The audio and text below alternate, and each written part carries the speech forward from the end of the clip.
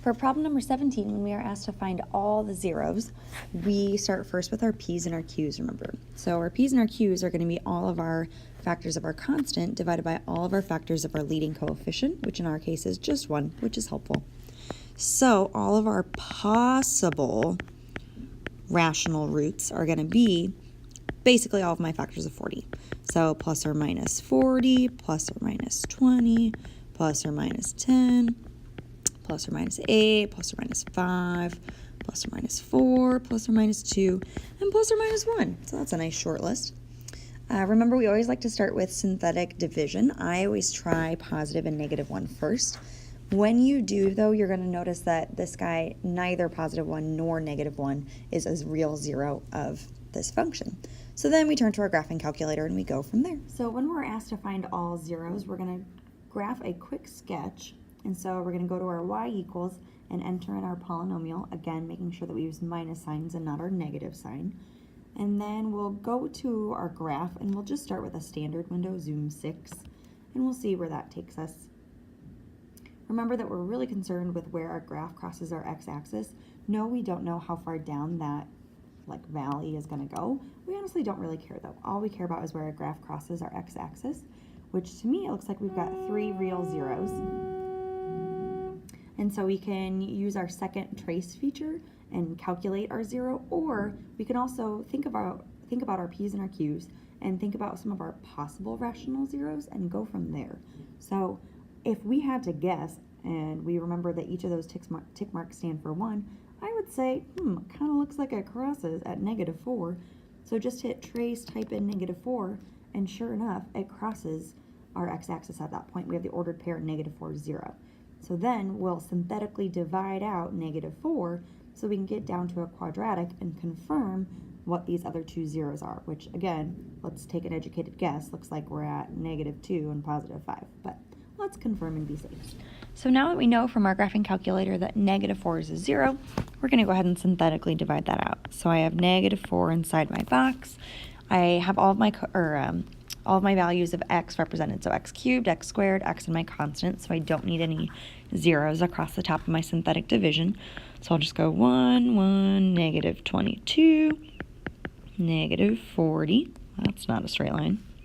And we bring down the 1, we multiply. We get -3, then we have +12, -10, +40.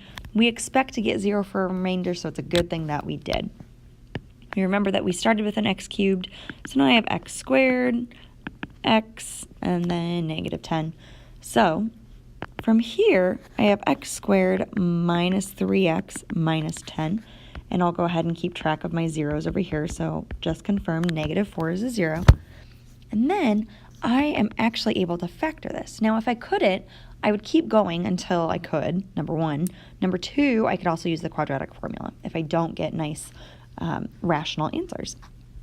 But I can factor, so I need 2 numbers that multiply to give me 10, subtract to give me 3, that has to be 5 and 2.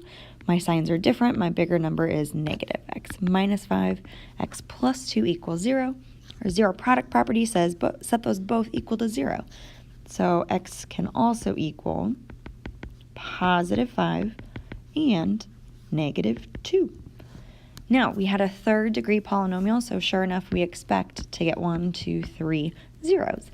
Even if they are not 3 distinct zeros, so 3 different numbers, we still expect to get 3 of them. So this time around, we did get 3 distinct ones, -4, 5, and -2. So now for number 19, we are doing the opposite. They're giving us the zeros. We are in charge of writing that polynomial. So remember, if I saw an x plus 2, it meant I had a -2 for my 0. Well, if I have a -1, I must see x plus 1 in parentheses. And then I'll see an x minus 3 and an x minus 4, right? Always x minus your 0. And we just start to FOIL.